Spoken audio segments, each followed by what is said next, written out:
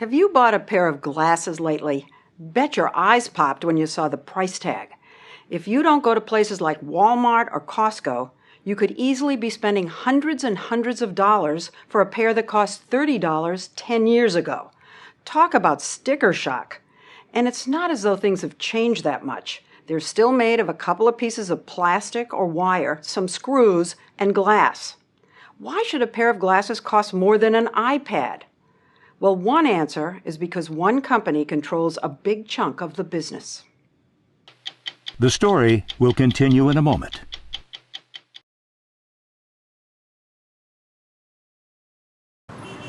Never has there been so much choice. Ray-Bans, Oakleys, glasses for running and skiing, and even reading. Oh, no. A staggering variety of colors and designers. You'd think the competition would force the prices down. Wow, look at that. One reason it hasn't is a little-known but very big Italian company called Luxottica. If you own a nice pair of specs or shades, they're probably theirs. Luxottica is the biggest eyewear company on Earth. It shuns publicity, but CEO Andrea Guerra invited us in for a look, and it was eye-opening. Do you have any idea how many people in the world are wearing your glasses right now? At least 500 million are wearing our glasses now. Luxottica started here as a small tool shop in Agordo, a dot of a town in the Italian Alps, when frames were still made of mountain goat horns. This was the factory in 1961. This is what it looks like today. Last year, Luxottica made some 65 million pairs of sunglasses and optical frames. They don't make prescription lenses. And we saw mountains and mountains of glasses in boxes headed to China, India, Brazil, and above all, to the U.S. But they're very expensive. They can be very expensive. They can, but this is one of the very few objects that are 100% functional, 100% aesthetical, and they need to fit your face for 15 hours a day. Not easy, and there is a lot of work behind them. Luxottica's product manager, Isabella Sola, explained that the company revolutionized how we see glasses. You think I look cool? Yes, I think so. I think I look cool too. It wasn't that long ago that glasses were uncool. You only wore them if you absolutely had to. I can remember not that many years ago my mother telling me that men will never ask me out if I wear my glasses. I was to go blind if I wanted dates. But Luxottica took this medical device and turned it into high fashion by making deals to conceive and create high-quality, stylish specs for nearly every brand and label you can think of. We have Prada, we have Chanel, we have Dolce Gabbana, we have Versace, we have Burberry, we have Ralph Lauren, we have Tiffany, we have Bulgari. They're not even called glasses anymore. They're eyewear. Do people really wear this? Yes. Once glasses became face jewelry, Luxottica could charge a hefty markup. But you know something? I know that there are some less expensive glasses that look very similar to the very expensive. For example, this is your Vogue line, which is not that expensive. Yes. And this is Coach, which is much more expensive. If two women walk down the street with these on, yes, they almost look the same. almost look the but same. It's almost. It's not the same. Not the same because of details on the frames, like the little Chanel C's, Polo Ponies, or Tiffany Blue.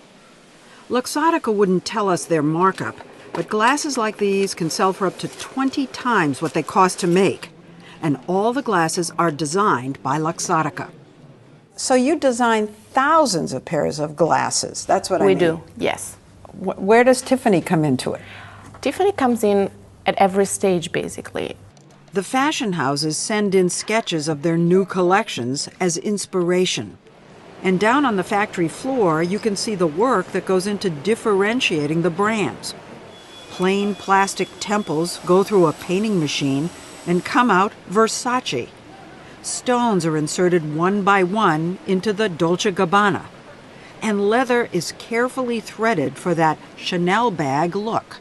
If people begin to know that Chanel glasses were designed by Luxottica, would it change the way they think about Chanel glasses? You know, that would be totally wrong. That would be crazy.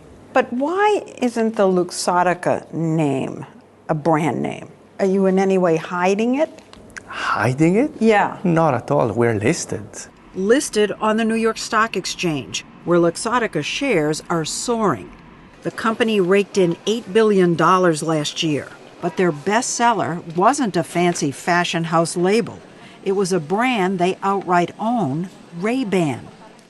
Originally made by Bausch & Lomb for the U.S. Army, since JFK, nearly every president has worn them. Not to mention Tom Cruise in Risky Business. It's like University of Illinois. And Top Gun. But the brand was poorly managed, cheapened, and eventually put up for sale. The Italians bought it in 1999 and had a strategy to turn things around. We stopped selling sunglasses from Ray-Ban for more or less a year. When you bought it, you could buy them for, I don't even know how little money. $29? $29 at the drugstore, at a gas station. Yeah. And you took them off the market. We refurbished everything. And made them upscale. Today, those $29 pairs can cost $150 and more. And Ray-Ban is the top-selling sunglass brand in the world. When Americans go to buy these glasses, I'll bet 99% think they're buying an American brand. It is an American brand. What's wrong with it? I mean, it's an American brand owned by Italians. I think the world is this. It is the world, and we don't realize it. That's the thing. Before I started working on this story, I'd never heard the name Luxottica. Yeah. Which is all the more surprising since Luxottica not only bought Ray-Ban, they also bought LensCrafters, the largest eyewear retail chain in North America. So now they make them and they sell them. It's great for business, but is it great for the consumer? I asked LensCrafters president Mark Weichel. How many non-Luxottica brands do you sell here? We probably have a few brands that are not Luxottica. Mostly I would guess. Luxottica. Mostly Luxottica, yeah. So since Luxottica owns you, does the consumer get a break on glasses made by them in LensCrafters? What the customer gets at LensCrafters is a variety of services and products, including this broad assortment of frames that... Mark, you're not answering my question. I'm asking if you charge less for frames made by Luxottica since you're the same company. I think every competitor, every retail optical brand determines what their price is on whatever their brands are. That's a no. Customers do not get a break. At LensCrafters, the average cost for a pair of frames and lenses is about $300. You may think, well, there's choice in the mall for other glasses, but Luxottica doesn't only own the top eyewear chain in the country. It owns another large chain, Pearl Vision, and Oliver Peoples, and several boutique chains. And it runs Target Optical and Sears Optical. And we're not done. Luxottica also owns Sunglass Hut, the largest sunglass chain in the world. So, is there a free market in eyewear? No, I don't think there really is. I think one company has excessive dominance of the market. SmartMoney.com columnist Brett Ahrens says the appearance of variety is an optical illusion. The reality is, it's like pro wrestling competition. It's actually fake competition. Consider what happened to Oakley, the world-famous maker of advanced sports eyewear. Oakley was a big competitor, and they had a fight with Luxottica, and Luxottica basically said, we're dropping you from our stores. And Oakley, they refused to sell their glasses in their It was a dispute about pricing, and they dropped Oakley from the stores, and Oakley's stock price collapsed. How is Oakley going to reach the consumer if they can't get their sunglasses in Sunglass Hut? There were some issues between the two companies in the beginning of the 2000s, but both of them understood that it was better to go along. Better to let you buy them. I wouldn't say this. We merged with Oakley in 2007. You bought so we're Oakley. talking. They tried to compete and they lost, and then you bought them. I understand your theory, but they understood that life was better together. So now Luxottica owns the two top premium sunglass brands in the world, Ray-Ban and Oakley. But Luxottica points out there are other players. Who's your biggest competitor in the United States? You could say Walmart. Also Costco and emerging online companies like Warby Parker. But other competitors told us Luxottica has them in a chokehold. If you make glasses, you want to be in their stores. And if you have stores, you want to sell Ray-Bans. So Luxottica can set the prices as high as it wants. Luxottica's dominance, it's what's called a price maker, which means that essentially it can set prices and other people will follow in its make. Which he says is why glasses in general cost so much, even at your local opticians. The whole point of a luxury brand is to persuade people to pay $200 for a product that costs $30 to make. Well, let me show you something. Why is it any different than my shoe? Well, to some extent, there's actually a lot of comparisons. The difference is actually that there is, the entire shoe industry isn't made by one company, and the same company doesn't also own all the shoe stores. You'd think, well, surely insurance companies covering vision would complain. But guess what?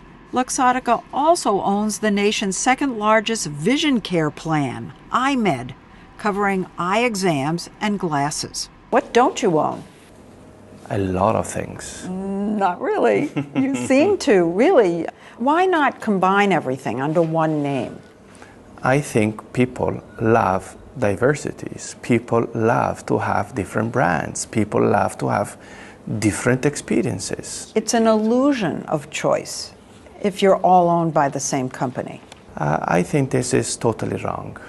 The question is what kind of choice consumer has. It's not a question of how many you own. How does the consumer benefit from all of this? Your prices are still high. If you go to a shoe company, would you say that their prices are high? You're trying to tell me it's all worth all that money. Everything is worth what people are ready to pay. And you know what? He's right. It seems people are ready to pay a lot. I bet they cost a fortune. They're not too expensive. They cost almost $400. With prescription lenses, the price could jump to $600 or more.